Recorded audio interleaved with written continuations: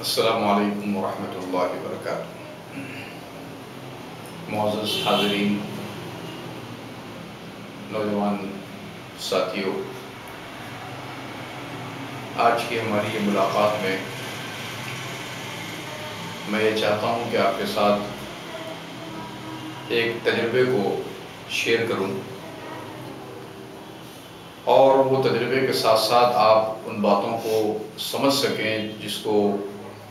قرآنی اصطلاحات میں یا مذہبی ٹرمز کے اندر برکت کہا جاتا ہے۔ جیسا کہ ہم نے اس سے پہلے بھی آپ کے سامنے اس بات کا ذکر کیا تھا کہ اصطلاحات یا ٹرمز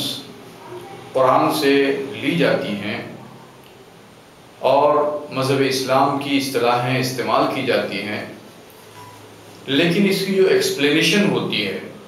جو اس کی وضاحت ہوتی ہے، اس کے معنی اور مطلب ہوتے ہیں، اس کو تلاش کرنے کے لیے، اس کو جاننے کے لیے ہم لوگ باہر چلے جاتے ہیں، جس میں سے ایک برکت کا لفظ بھی ہے۔ عام طور پہ آپ سنتے ہوں گے کہ برکت آنا چاہیے، برکت چاہیے، برکت کے لیے دعا کیجئے، اللہ برکت دے۔ اس قسم کی بہت ساری باتیں برکت برکت برکت کے عنوان کی آپ سنتے رہتے ہوں گے، اور پھر بڑے بزرگ لوگ بھی عام طور پر دعا دیتے ہیں اپنے چھوٹوں کو کہ اللہ آپ کی عمر میں برکت دے، اللہ آپ کے کاروبار میں برکت دے، اللہ آپ کے علم میں برکت دے۔ اس قسم کی بہت ساری دعائیں ہم کو ملتی رہتی ہیں، اور اس حصول برکت کے لیے ہم لوگ مختلف قسم کے فنکشن کرتے ہیں، مختلف قسم کی ہماری ایکٹیویٹی ہوتی ہے۔ ان ایکٹیویٹیز میں سے ایک ایکٹیویٹی کا میں ذکر کرتا ہوں کہ جیسے میں ایک خطیب ہوں اور جمعہ کا خطبہ دیتا ہوں، اور مختلف موقعوں سے قرآنک دروس کا بھی میرا سسٹم ہے، تو مختلف لوگوں سے ملاقات ہوتی ہے اور ان سے تعلقات ہیں۔ تو آپ نے بھی تجربہ کیا ہوگا کہ جب کوئی آدمی کسی دکان کا اناگریشن کرتا ہے یا کسی نئے مکان کا اناگریشن کرتا ہے تو وہ سوچتا ہے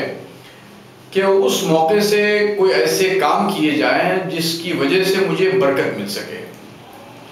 لہذا آپ دیکھتے ہیں کہ جب اناگریشن ہوتا ہے کسی دکان کا تو کسی بزرگ کو یا جس کے بارے میں تصور کیا جاتا ہے کہ یہ معزز آدمی ہیں اور یہ دیندار آدمی ہیں، اور یہ جب تشریف لائیں گے اور ان کے قدم رکھے جائیں گے، وہاں پر آئیں گے اور وہ پھر ساتھ ساتھ وہ دعائیں برکت کریں گے تو شاید مجھے برکت مل جائے۔ اس برکت کے کانسیپٹ کے تحت، اس برکت کی سوچ کے تحت ہم جیسے لوگوں کو بلایا جاتا ہے اور ان سے دعا کرائی جاتی ہے، اور ہم لوگ پہنچتے ہیں تو وہاں پر ہمارا بہت ہی عزت و اکرام کیا جاتا ہے، اور ساتھ ساتھ ہمیں پھول پہنائے جاتے ہیں اور کہا جاتا ہے کہ صاحب دعا کیجئے آپ۔ تو ہم لوگ دعا کرتے ہیں کہ اللہ اس کاروبار کے اندر برکت عطا فرما، اس مکان میں برکت عطا فرما۔ اس قسم کی کچھ نہ کچھ دعائیں ہم لوگ کرتے ہیں اور سارے لوگ آمین آمین کہتے ہیں۔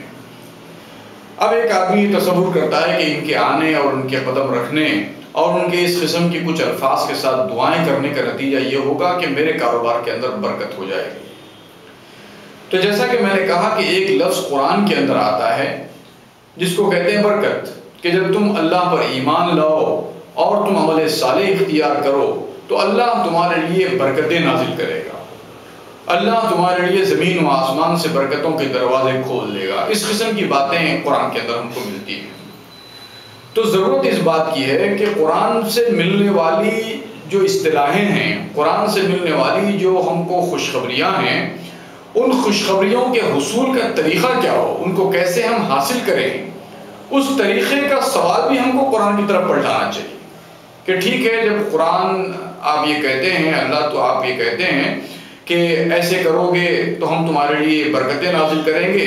تو ہمیں برکت چاہیے، تو بتائیے ہم برکت کے حصول کے لیے کیا کریں۔ جب ہم قرآن کے پاس اس سوال کو لے کر لوٹتے ہیں تو پھر قرآن ہم کو بہت سارے اصول بتاتا ہے، اور اصول بتا کر کہتا ہے کہ ان اصولوں کو تم اختیار کرو گے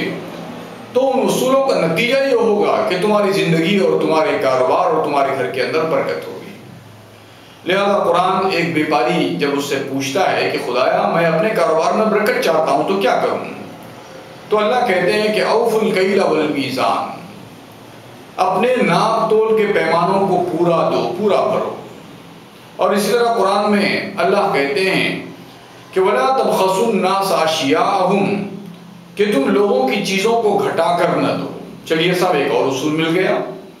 اور اس کے بعد پھر جیسا کہ ہم نے اس سے پہلے بھی اسپیچز کے اندر آپ کے ساتھ گفتگو ہوتی رہی، تب ہم نے آپ سے کہا تھا کہ اللہ نے انسان کو کلام کرنے کا طریقہ سکھایا۔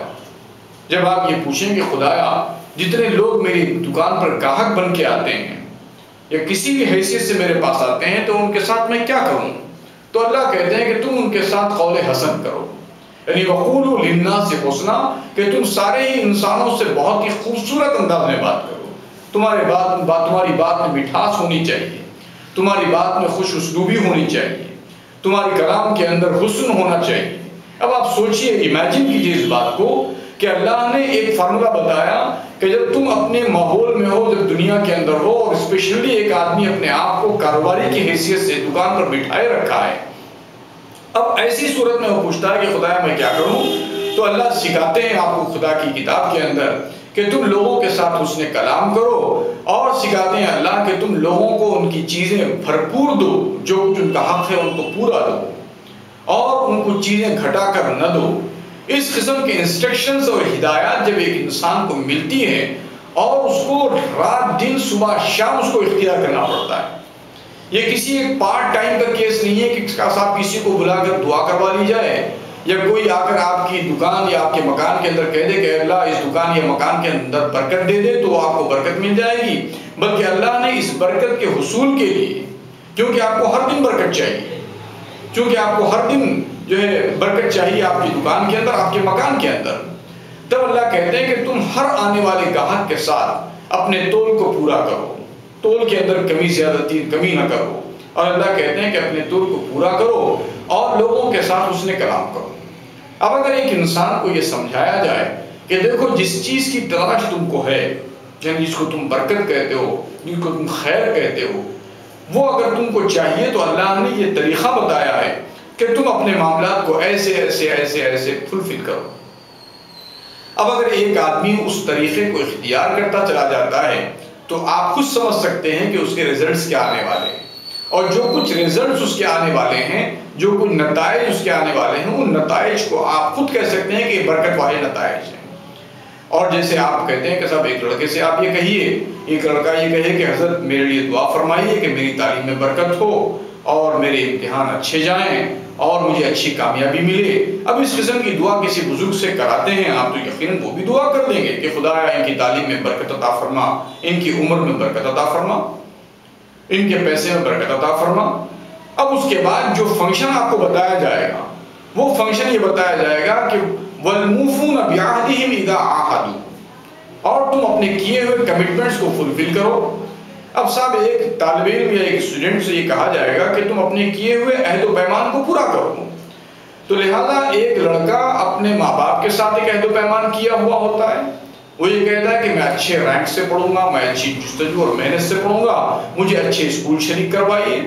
مجھے اچھی سواری دلائیے، مجھے پڑھنے لکھنے کے سامان میں اچھے سے اچھا اور اعلیٰ سے اعلیٰ اور مناسب سے مناسب سامان ہم کو دلائیے آپ، تاکہ ہم اچھی طرح سے پڑھ سکیں۔ جب آپ اس کمٹمنٹ کو فلفل کرنے کے لیے جاتے ہیں تو پھر آپ کو اپنے اس کمٹمنٹ کو فلفل کرنے کے لیے آپ کو اپنے اسکول کو اور کالج کو وقت پہ جانا پڑے گا، اپنے لیکچرر سے یا اپنے ٹیچر سے ملے ہوئے ہوم ورک کو آپ اچھی طرح سے فلفل کرنا پڑے گا، اور اپنی جو تعلیمی ایکٹیویٹیز ہے اس کو پراپر انجام دینا پڑے گا۔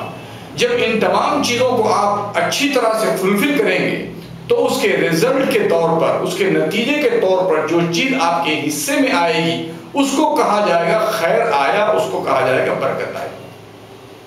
لہذا جب کسی آدمی کو یہ سمجھا دیا جائے کہ صاحب کچھ الفاظ کے بول دینے سے یا کسی بزرگ کے کچھ کلمات کے کہہ دینے سے تمہاری زندگی میں برکت آ جائے گی، تو یقیناً وہ تصور کر لے گا کہ صاحب اس قسم کے الفاظ میں کسی بزرگ کو لا کر دوہروا لوں، لیکن جب مجھے اپنے کاروبار کے اندر کام کرنا ہو، مجھے اپنے کاروبار کو پرفارم کرنا ہو، تو میں ماحول کے اعتبار سے دیانت کا جو ہے خیال کیے بغیر، آنیسٹی کا خیال کیے بغیر، مارکیٹ میں جیسا ماحول چلتا ہے اس ماحول کے مطابق بددیانتی کروں، لوگوں کو چیزیں گھٹا کر دوں، اور ان کے ساتھ کلام کرنے کا جو طریقہ ماحول ماحول میں چلتا ہے اس ماحول میں چلنے والے طریقے کو اختیار کروں تو یقیناً آپ دیکھیں گے کہ اس کے اندر برکتیں نہیں آئیں۔ لہذا ایک انسان کو اگر یہ سمجھایا جائے کہ برکتوں کے لانے کے جو فنکشن ہیں، برکتوں کا جو وعدہ اللہ نے کیا ہے وہ ایمان اور عمل صالح پہ کیا ہے، اور ایمان اور عمل صالح صرف ایک ایسی چیز نہیں ہے جو صرف مسجد میں ادا کی جاتی ہو، جو کچھ مخصوص دعاؤں کی شکل میں ادا کی جاتی ہو، بلکہ ایک دیانتدارانہ تول، ایک دیانتدارانہ ناپ، ایک دیانتدارانہ معاملہ ایک بیپاری کا ایک گاہک کے ساتھ، یہ سارا کا سارا بھی عمل صالح کے اندر آئے گا جب آپ اپنے انٹینشن کے اندر اللہ کے حکم کو شامل کر لیں گے کہ اللہ نے یعنی برکت کے حصول کا طریقہ، برکت کے لینے کا طریقہ یہ فکس فرمایا ہے اپنی کتاب کے اندر، لہذا مجھے ہر دن اس بات کی محنت و جستجو کرنی ہے کہ خدا نے جو آسمان سے بارش نازل کی، خدا نے زمین سے جو غلہ اگایا ہے، اس زمین کے اگنے والے غلے میں سے اگر مجھے برکت حاصل کرنی ہو تو مجھے وہی طریقہ ایڈاپٹ کرنا پڑے گا، وہی طریقہ اختیار کرنا پڑے گا جو خدا نے فکس کیا ہے۔ چنانچہ خدا نے جو چیزیں فکس کر دی ہیں، جو کوئی انسان دنیا کا اس کو اپنی زندگی میں اختیار کرے گا وہ اس کا نفع ضرور اٹھائے گا، جس کو مثال کے ذریعے سے آپ سمجھ سکتے ہیں کہ آسمان سے خدا نے آم کی گٹھلی اتاری ہے، آم کا درخت اتارا، لہذا جو کوئی آدمی اپنے صحن میں آم کی گٹھلی کو لگائے گا اور اس کے ساتھ جو پراپر رویہ خدا نے فکس کیا ہے اس کے ساتھ اختیار کرے گا، اس کو کھاد دے گا، اس کو پانی سے سینچے گا، تو یقینی طور پر اس کے گھر کے اندر ایک تناور درخت آ جائے گا جو ہر دن اس کو پھل دیتا رہے گا، ہر موسم میں اس کو پھل دیتا رہے گا۔ اس طرح جو برکت اللہ نے نازل کی تھی، اس برکت کو حاصل کرنے کا جو خدا نے طریقہ مقرر کیا تھا، اس طریقے کو دنیا کے کسی خطے کا کوئی انسان اختیار کرے گا وہ اس برکت کو اللہ کے پاس سے حاصل کر لے گا۔ لہذا ہم ان باتوں کو سمجھنے کی کوشش کریں گے تو پھر ہمارے ذہن سے وہ سارے تصورات نکل جائیں گے کہ ایک آدمی یہ سمجھتا ہے کہ دکان کے اندر کوئی قرآنی آیات کا کتبہ لگا دیا جائے تو برکت ہو جائے گی، کوئی سمجھتا ہے کہ صاحب میرے دکان کے اندر قرآنی آیات کا کوئی کتبہ، قرآنی آیات کا کوئی حصہ لٹکا دیا جائے تو میری دکان کے اندر برکت ہو جائے گی۔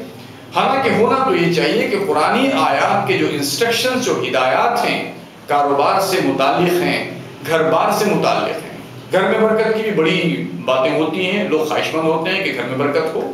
تو اللہ نے قرآن میں فرما دیا کلوا واشربوا ولا تسرفوا، کہ کھاؤ اور پیو، اسراف نہ کرو۔ جب آپ اس سسٹم کو ایڈاپٹ کر لیں گے کہ آپ کے پاس آنے والی ارننگ، آپ کے پاس آنے والی آمدنی کے اندر سے جو آپ کی ضروریات ہوں جینیون، ان جینیون ضروریات کو آپ پورا کریں گے اور اسراف سے اپنے آپ کو بچاتے رہیں گے، تو جو رزلٹ آپ کے حصے میں آئے گا وہ رزلٹ یہ آئے گا کہ آپ کو برکتیں ملیں گی، یعنی آپ مائنڈ فری رہیں گے، آپ کو ٹینشن نہیں ہوگا کسی قسم کا، بلکہ آپ جب کبھی کوئی اپنی شدید ضرورت محسوس کریں گے تو اس کو فلفل کرنے کے لیے، اس کو پورا کرنے کے لیے آپ کے پاس ساری چیزیں موجود ہوں گی، اور بہت ہی آسانی کے ساتھ مائنڈ فری، ذہنی اطمینان کے ساتھ آپ اپنی شدید ترین اور سخت ترین ضروریات کو بڑی آسانی کے ساتھ فلفل کر سکیں گے۔ اس کا سادہ سیدھا طریقہ اللہ نے بتایا، کلوا واشربوا ولا تسرفوا، کھاؤ اور پیو، جو تمہاری ضروریات ہیں ان کو تکمیل کرو، ولا تسرفوا، اور فضول خرچی نہ کرو، اسراف نہ کرو، ناجائز اپنے پیسے کو یعنی بے دریغ فضول چیزوں کے اندر تم خرچ نہ کرو، تو کیا ہوگا؟ تو اس حکم کو فالو کرنے سے اللہ آسمان سے اور زمین سے برکتوں کو نازل کرنا شروع کرے گا۔ تو قرآن کے اندر جو باتیں بتائی گئی ہیں، بار بار میں اپنے دوستوں سے اور اپنے نوجوان ساتھیوں سے کہوں گا کہ جب آپ قرآن سے ایک اصطلاح اٹھائیں تو اس کا ڈیفینیشن، اس کی جو کلیئرٹی، اس کی ایکسپلینیشن بھی اگر آپ قرآن سے ڈھونڈنا شروع کریں گے، اللہ کی کتاب سے ڈھونڈنا شروع کریں گے، تو آپ دیکھیں گے بہت کلیئرٹی آئے گی آپ کو، اور آپ کے اپنے فنکشنز پراپر ہوتے ہوئے آپ کو سمجھ میں آنے لگ جائیں گے، اور اس کے ریزلٹس وہی آپ تجربہ کریں گے جس ریزلٹس کو آپ امید مانتے ہیں اور جس رزلٹ کو آپ چاہتے ہیں۔ تو میں سمجھتا ہوں کہ یہ چند باتیں تھیں جو میں نے آپ کے سامنے بیان کی ہیں، ہمارے دوست ان کو بہت اچھی طریقے سے سوچیں گے اور پروسیسنگ کر کے اس کو آگے بڑھائیں گے اور سوچنے کی کوشش کریں گے۔ خدا حافظ، آج کے لیے پھر انشاءاللہ ملاقات۔